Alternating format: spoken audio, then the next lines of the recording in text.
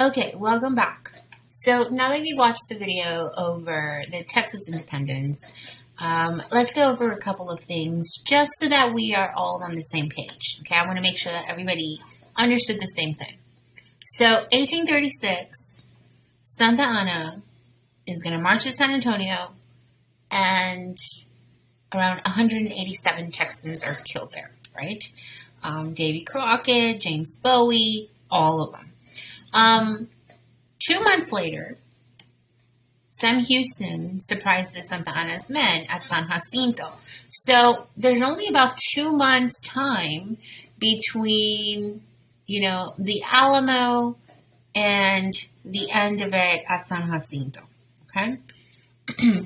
So if we look at, the events that took place after, during that video, you have the Alamo, right? Where you had people saying, remember the Alamo? Great. Everybody remembers the Alamo. But what happened before that? Did you guys catch the part about the cannon, right? I mean, I'm sure everybody's seen people with those stickers, right, that say, come and take it, right? Where did that cannon come from? That cannon came from the Mexican government, right? And they gave them to the Texians so they can protect themselves from Native American raids. Great. So they're threatening to take it back. The Texans, right, come and take it. And they did. Okay, so you have Gonzales, right? And then you have the Alamo. People hear about what's happening. So you've got the runaway scrape. We also have Goliad, right? The massacre at Goliad that takes place. And all of that is going to capitulate in the Battle of San Jacinto, where Texians are just really seeing red, and they want vengeance, right? So one of the things about this is that we need to understand how it all ends at San Jacinto for now, right? Santa Anna is captured and forced to recognize Texas as independent. Now, the problem here is where it really begins with Texas and the United States is Texans are ready to become a part of the United States. They are going to petition the United States to be annexed, but they're told to wait. Mind you, this is 1836. The issue over slavery is still very, very heated.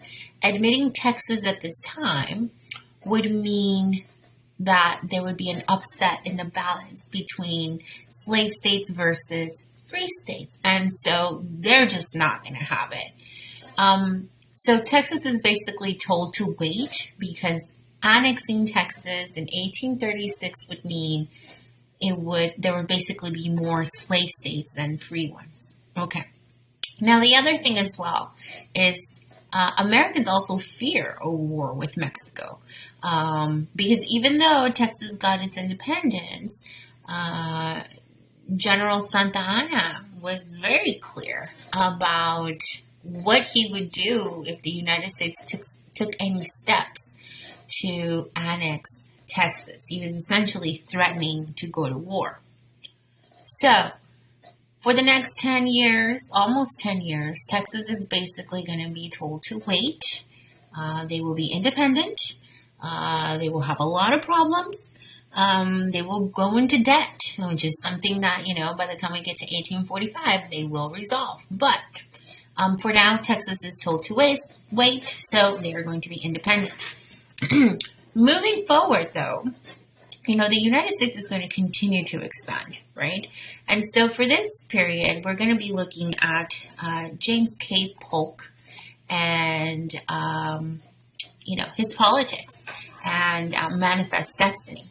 So President Polk is all about Manifest Destiny.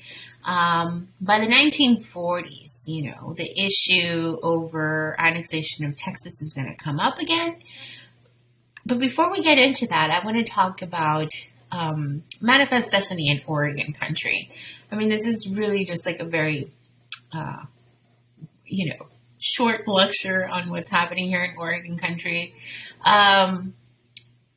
Basically what's happening, one of his campaign slogans was 5440 or fight. And you can see that right here, 5440 or fight.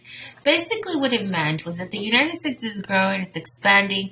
You see this little green part right here, that's part of the Louisiana Territory, right? And even though you see here no, that's not the trail.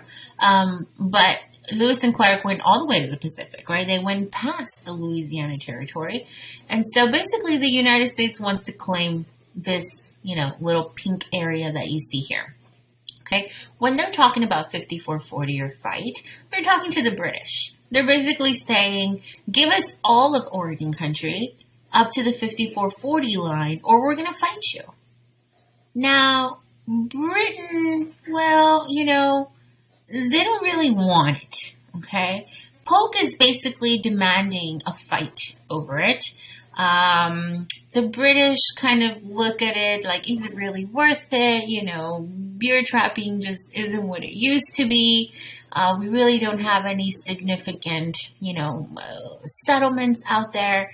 So the U.S. and Britain decide to go half and half, okay? So rather than 5440 or fight, they're basically going to agree to settle this border between the United States and Canada, right, British Canada, at the 49th parallel, right?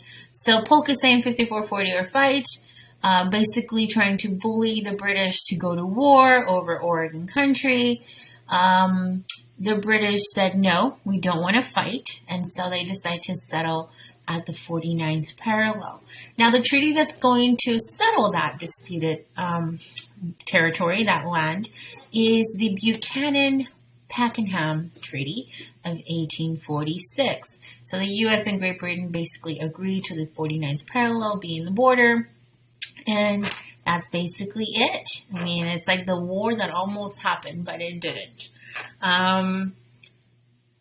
As we shift gears to what's next, right? Polk is then going to shift his attention to Texas. And so now that Oregon is theirs, they're going to turn to Mexico for California.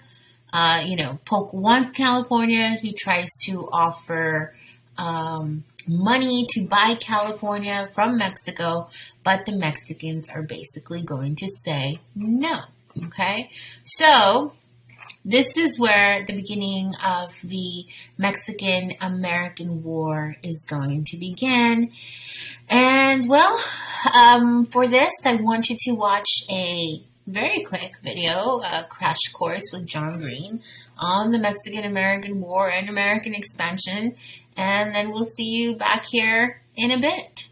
We'll talk about those consequences. Let's see what they got, okay? So check out that video, and I'll see you guys in a bit.